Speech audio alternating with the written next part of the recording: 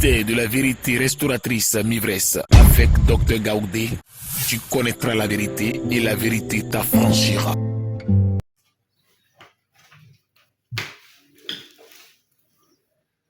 Bonjour à tous, je vous salue dans le nom de Jésus de Nazareth. Que le nom de Dieu soit béni. On va baisser la tête pour écouter notre Seigneur nous parler. Je ne suis pas la parole, mais c'est Jésus qui parle, qui utilise son instrument que je suis pour parler à ses enfants. Tu peux me voir en personne, mais ma bouche appartient à Jésus. Mon corps appartient à Jésus. Et il l'utilise comme il veut, quand il veut, et quand c'est fini, il arrête. Amen. Alors c'est pourquoi nous allons rentrer dans la parole. Pardon. Mais avant, on va prier. Pour demander au Seigneur de nous assister, de venir nous enseigner, de nous équiper. Père éternel, Dieu Tout-Puissant, qui est la parole est source de vie. Sans la parole, Seigneur, nous ne sommes rien. Parce que nous savons que nous sommes dans une jungle, cette terre c'est une jungle. Viens nous équiper, viens nous enseigner, instruis-nous davantage selon ta parole, pour que nos vies aussi soient équilibrées dans ce monde, pour que nous ayons toutes les âmes spirituelles, Papa. Glorifie ton nom, Jésus de Nazareth. Enseigne-nous au nom de Jésus. Amen. Donc, nous continuons l'enseignement. Et la parole, comme on l'a dit, elle est tirée de Jean 8, versets 7 à 9. Jean chapitre 8, versets 7 à 9. Prenons la parole. Jean chapitre 8, versets 7 à 9. Et c'est cette parole-là qui nous fait voyager beaucoup. Et donc la parole dit, versets 7 à 9. Comme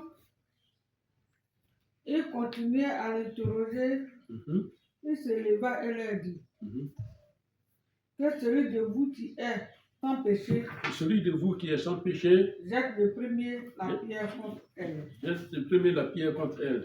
Et s'étant de nouveau baissé, il écrivait sur la terre. Voilà. Quand il entendit cela, accusés par leur conscience, ils se retiraient un à un, depuis depuis les plus âgés jusqu'au dernier. Et Jésus resta seul avec la femme qui était là au milieu. Amen. Amen. Amen. Voilà, donc le verset essentiel qui soutient, qui nous a conduit dans la commission de Jésus-Christ, la commission de Jésus, c'est le verset 9. On va relire le verset 9 pour comprendre la suite de l'histoire, la suite du message, verset 9. Et la parole de Dieu dit, quand ils attendirent cela, accusés par leur conscience, ils se retiraient un à un, depuis le plus âgé jusqu'au dernier, et Jésus resta seul avec la femme qui était là au milieu. Là, ce verset commence par « Quand ils attendirent cela, accusés par leur conscience ». Et c'est pourquoi le thème de ce message-là, c'est la conscience. Et nous rentrons en profondeur dans ce mot-là qu'on connaît, on a été à l'école, on connaît la conscience, mais spirituellement, les choses spirituelles sont différentes des choses du monde. Alors nous rentrons dedans et nous avons dit qu'on va parler des types de conscience. Aujourd'hui, on va parler d'abord de la conscience endormie. La conscience endormie, on a déjà défini la conscience dans les autres vidéos, donc tu peux aller là-bas pour bien comprendre. Sinon le message ne va pas finir. Amen. Donc on parle de la conscience endormie. Je ne parle pas d'un sommeil physique. Tout le monde en a sommeil. En tout cas, quelquefois on ne peut pas résister, on dort en même temps, quel que soit le lieu où on est. Je ne parle pas de ce sommeil-là. Mais je te parle de la vivacité qui te manque. En tant que chrétien, la vivacité qui te manque. Et je suis en train de te parler de ta conscience, de la conscience que Dieu a déposée en toi. Et cette conscience-là peut être endormie. Alors sois réveillé sur ta vie.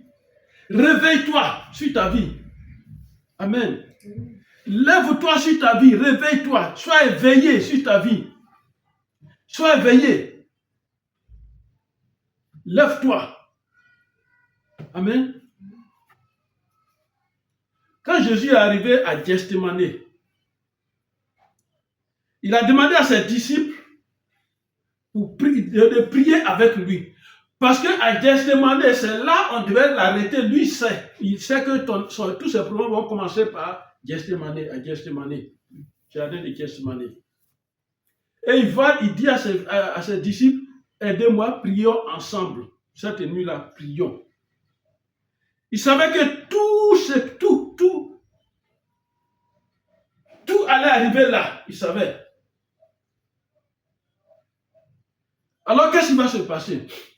Premièrement, Jésus va vers ses disciples.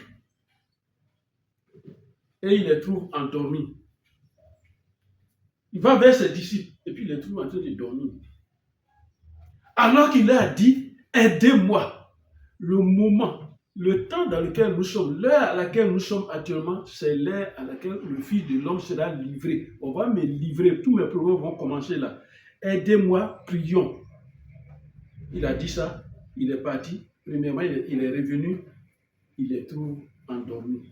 Et puis il dit, vous n'avez donc pas pu veiller une heure seulement avec moi? Vous n'avez donc pas pu veiller une heure seulement avec moi, Matthieu 26, verset 40. Regarde ce qui t'arrive. Je parle à ta conscience qui est endormie.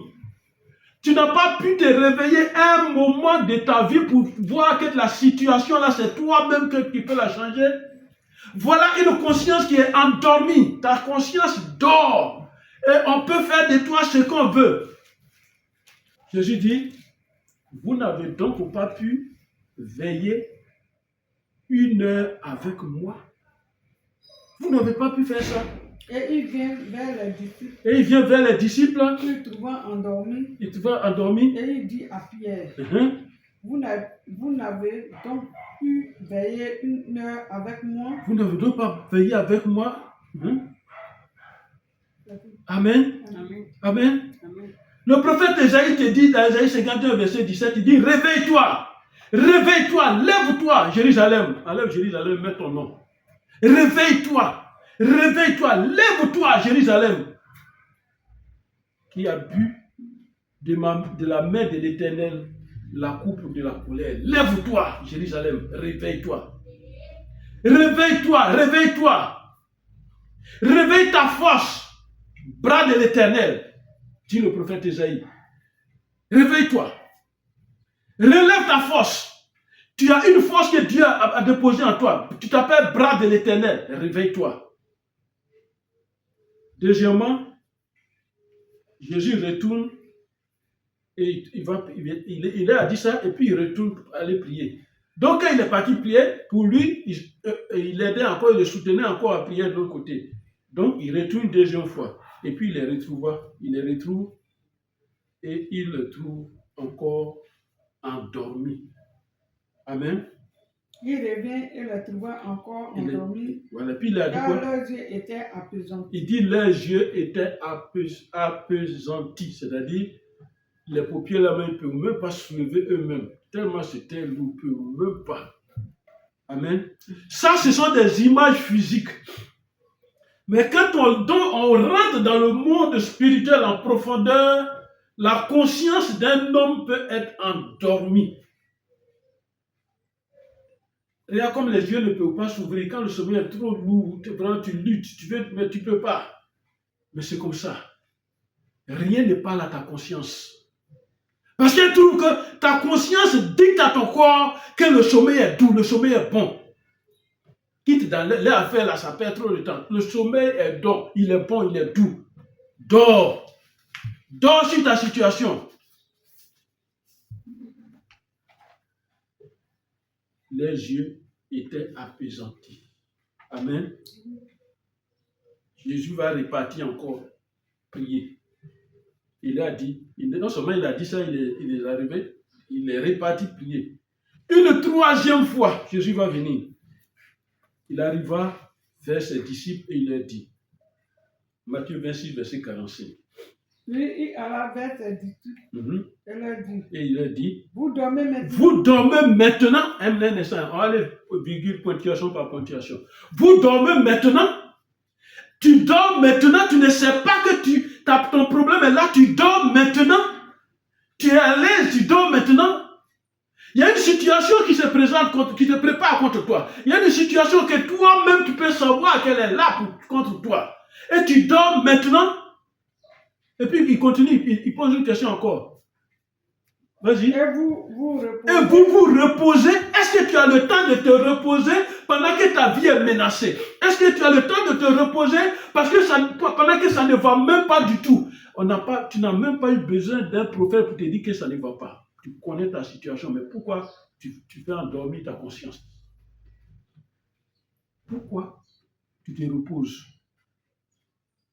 Et puis il continue. Voici l'heure est proche. Mhm. Et le Fils de l'homme est livré aux mains des pécheurs. Mhm. Levez-vous, allons, voici celui qui me livre. Voilà. Parce que l'heure est proche, le moment est arrivé. Celui qui va me livrer là, il arrive, il est proche, il est là, il vient. La chose arrive, toi-même tu vois la chose arrive. La chose en train de t'enfoncer, la chose en train de te détruire, la chose en train de gâter ta vie, la chose en train de... Quand je te parle de choses, ce sont les mauvaises choses du monde. C'est en train de te détruire. Mais ta conscience n'a pas encore compris ça. Regarde la femme on devait lapider. Qui a dit aux hommes là de déposer leurs cailloux? On dit gronder, accusés par leur conscience. Amen.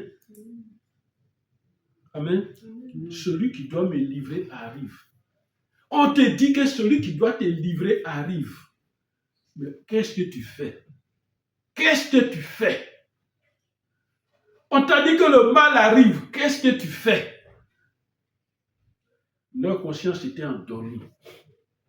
Avec une conscience endormie, on ne voit pas le mal arriver. Amen. Avec une conscience endormie, on ne voit pas la situation dans laquelle on est. La mauvaise situation, on ne voit pas. Avec une conscience endormie, on ne sait même pas qu'on a été livré dans le monde des ténèbres. On ne connaît même pas. Avec une conscience endormie, tu ne peux pas faire un rêve dans lequel le Seigneur va te dire, voilà ce qui arrive. La Bible dit, Dieu parle tantôt d'une manière, tantôt d'une autre, même dans les songes, dans les rêves. Avec la conscience endormie, tu ne peux rien faire. Amen. Matthieu 26, verset 47, 48. Matthieu 26, verset 45 et 47, 48. Écoutez la parole de Dieu. Comme il parlait encore, voici Judas, né des 12. Voilà, celui né des 12 arriva il arriva avec lui une foule nombreuse. Et de bâtons. Envoyés par les principaux sacrificateurs. Et par les anciens du peuple. Celui qui me livrait, leur avait donné ce signe. Il a donné ce signe. Celui que je baisserai, voilà. C'est lui, saisissez-le. Amen. Amen. Amen. Voilà tous les détails. On dit celui qui va venir là, qui va te faire du mal arrive. Et quand il arrive, toi tu te dis tu as Jésus, alors que tu n'as même pas Jésus, tu n'es même pas un vrai chrétien. Dis, il arrive, et puis tu es là, tu dors sur ta conscience. Ta conscience est endormie. Amen.